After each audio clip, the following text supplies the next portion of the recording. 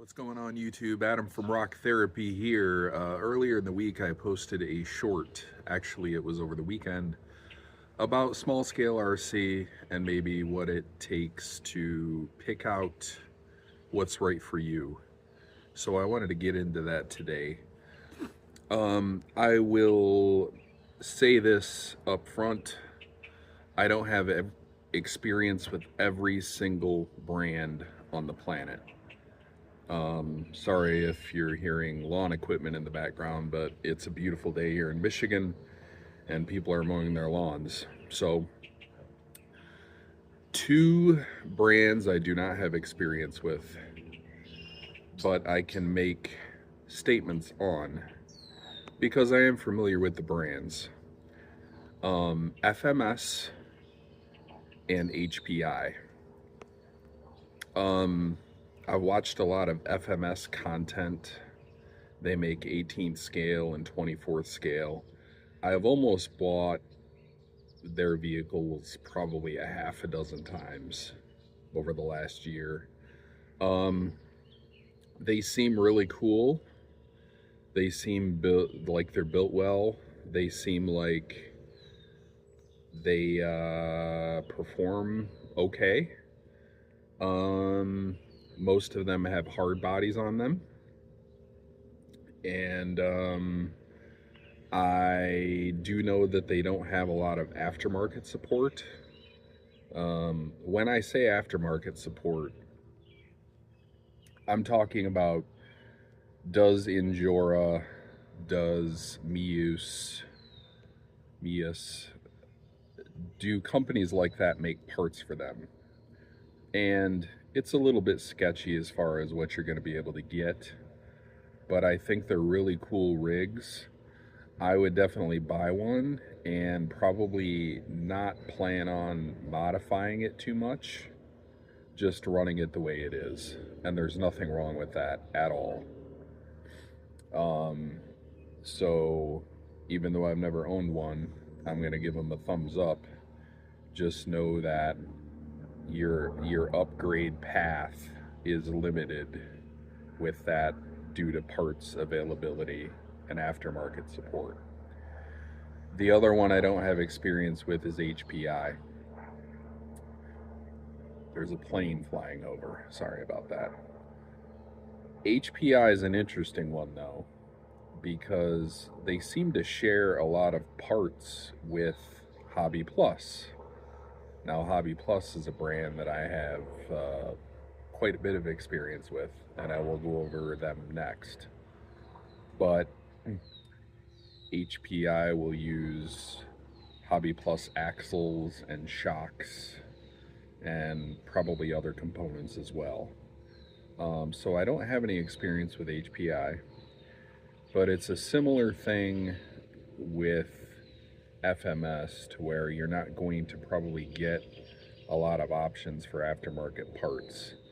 So once again, I would buy an HPI and expect it to perform well, but I wouldn't expect there to be many options as far as, okay, where can I take it from here? That's not why you're buying an HPI. You're going to buy it, you're going to run it as is, and it's going to perform well for you. So they also get a thumbs up from me, even though I've never run one. Now on to a brand I am familiar with and I'm a big fan of, and that is Hobby Plus.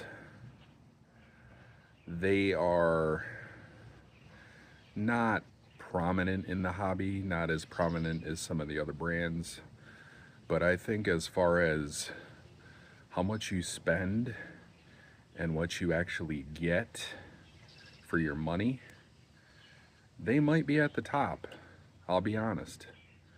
So let's turn around here.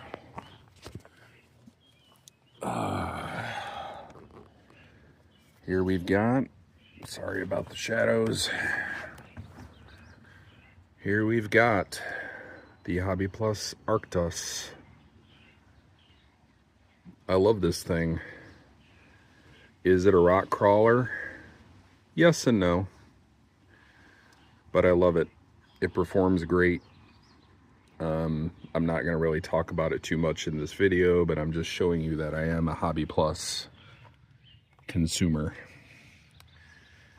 I will touch on this though. This is a Hobby Plus juice up. You've probably seen them around, and there is proof that it's a juice up. So, and I have a little pointer for you here. This might not be the best way to do things, but I put lead fishing weights on the top of my servo and on my axles. It's just unsprung weight, and it's very cheap. You can get these lead weights at Walmart for $1.50 a bag, something like that. They're heavy and they're cheap. So what makes Hobby Plus nice is you've got your aluminum chassis, you have oil-filled shocks, you have underdrive in the rear, you have a brushless hobby wing motor, hobby wing speed control, and what you get is a very well performing truck out of the box. They are inexpensive and they perform great. So I believe that the best money you can spend for your first rock crawler is the Hobby Plus rock van, or the Hobby Plus, what's it called, convoy. Now the convoy has a smaller pickup truck body, therefore it's going to perform a little bit better than the rock van, but the rock van has a cool factor to it, and sometimes you have to look cool on the rocks. Sometimes that's the most important thing. Now make no mistake, the rock van performs, and the rock van will outperform almost every vehicle on the list. And what's cool about them is they run them on sale. You can get a rock van for a little over $100. You're gonna get a 2-speed transmission, pretty decent tires, wheels. I mean, wheels and tires are always the first thing that you're gonna swap out anyway. But if you want to just take it out of the box and crawl and have a good time and watch it go over the rocks, they're awesome. Now, some people have had issues with Hobby Plus transmission gears, stripping out and whatnot. I can only go off my experience. I have 3 Hobby Plus vehicles.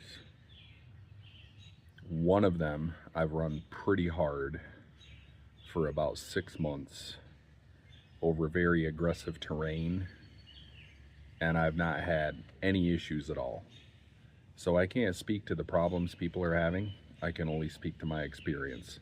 Hobby Plus is fantastic, and I really, really recommend you going with them for your first crawler.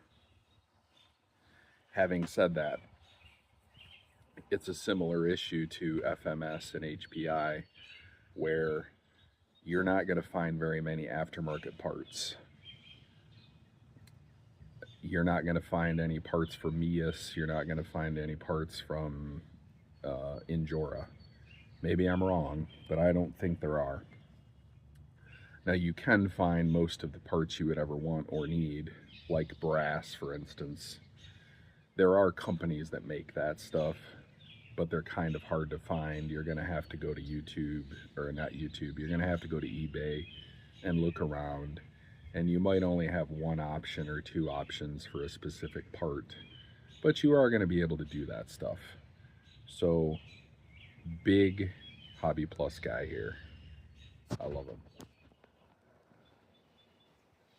So next on my list is another company that I do have experience with, and that is Traxxas, the TRX4M line of vehicles. Now, a side note here, my very first rock crawler was a TRX4 Sport kit that I built. So I do have a soft spot in my heart for Traxxas. However, I don't believe they hit the mark with the TRX4M. Now, I do have one. It's actually not functional at the moment, even though I could throw wheels and tires on it and be able to run it. It's a project. This started life as a high trail Ford truck. They look cool. I think they're built pretty well. The 4M built pretty well. You could get out of the box and go, okay, I've got some quality here. And you're not wrong. But their biggest feature is a blessing and a curse, and that is the body. The hard body is the selling point on these vehicles. And it's also very heavy. So for that reason, that's reason number one, that they are more of a trail truck. Now you can turn them into rock crawlers, but I'm not talking about that. Another issue with them, aside from the overall pretty bad electronics that Traxxas puts in their vehicles, is the transmission gearing. Now, out of the box, they're not set up to crawl at all. They don't have the slow crawling gears in them from the factory. So if you want a trail truck, you're good. But that's not what these are. They, they are trail trucks. Now, it's a very cheap thing to do to swap them over to the crawling gears. But now you're having to take things apart. Not everybody wants to do that. And that's not a big deal for me. But it's not going to crawl slow. And the electronics are trash. Traxxas puts really terrible things in their stuff. It's not uncommon for the servo in these vehicles to die within the first 2 or 3 runs. Now, when I converted mine, this is a Mias Ripper chassis. These are like $30. I was just trying something different with it because, quite frankly, you can make a TRX4 into a rock crawler, but you're going to have to ditch the body to really get performance out of it. And they're more of a trail truck, to be honest. So I would not put my money with Traxxas. Okay, we have 2 more brands left that I'm familiar with. The next one on the list is Redcat. The Redcat Ascent 18. Now I have 2 Redcat Ascent 18s. I have the high steer Ascent, the green Power Wagon. And I also have this guy.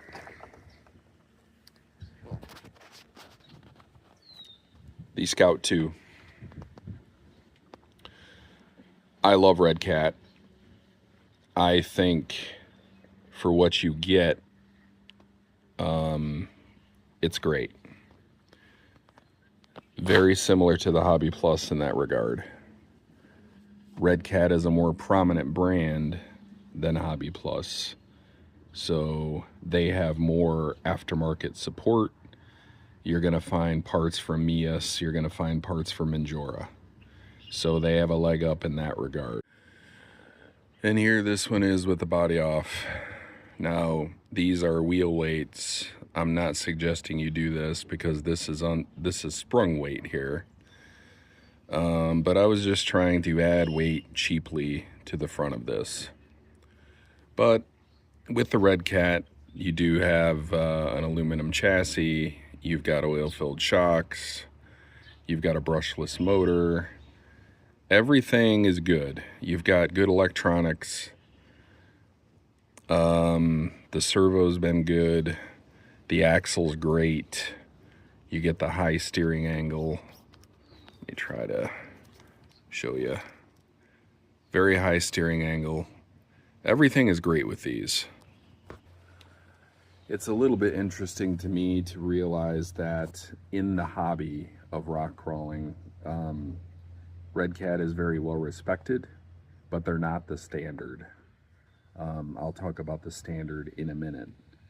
But if you want to get a crawler that's going to perform well, that is going to be, that's going to look cool, and that you have a clear upgrade path with your parts and aftermarket support, I think Redcat is the way to go. I would put them neck and neck with Hobby Plus because I'm a Hobby Plus guy. And in fact, the Hobby Plus Juice Up did outperform my Ascent for a little while until I put the hard body on it. But they're both very close in my opinion. Having said that, I have to factor in the people that said their transmission gears stripped with the Hobby Plus. I've never had anybody complaining about the Redcat other than the fact that the drive shafts are kind of weak. Other than that, I mean, you're talking a $10 part, $15 part. Other than that, you can't go wrong with the Redcat. They perform well. There's tons of aftermarket support, and I love the Redcat. And last but not least, we have the Axial SCX24. Now, literally, the 24th scale and 18th scale for that matter, literally that segment of the hobby exists because of Axial. The vehicle cannot be discounted in that regard. It literally is the reason the other companies exist at this point. And I will show you the rig that you've all seen at this point. This is an Axial SCX24 based competition crawler. Now when I say based, I mean these are SCX24 parts designed to bolt onto an SCX24.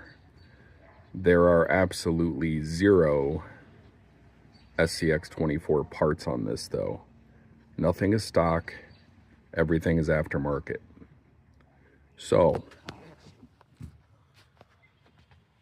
what's interesting about the SCX24 is out of the box, they kind of suck.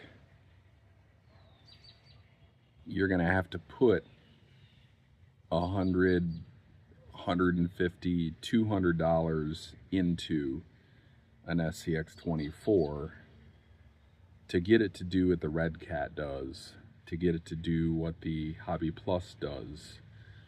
And maybe I'm over exaggerating with the money, but I'd be surprised if you put 100 to 150 in an SCX24 and say that it does what the other ones can do. They're kind of junk. Axial electronics are garbage. They're loud, they're noisy, they're annoying, they get on your nerves because they just whine and you immediately want to turn the vehicle off, if you're me at least. It's very it's very like old school and not in a good way. It's a very old design that they haven't really updated at all. I mean, they did put oil shocks on it a couple years ago, but who cares?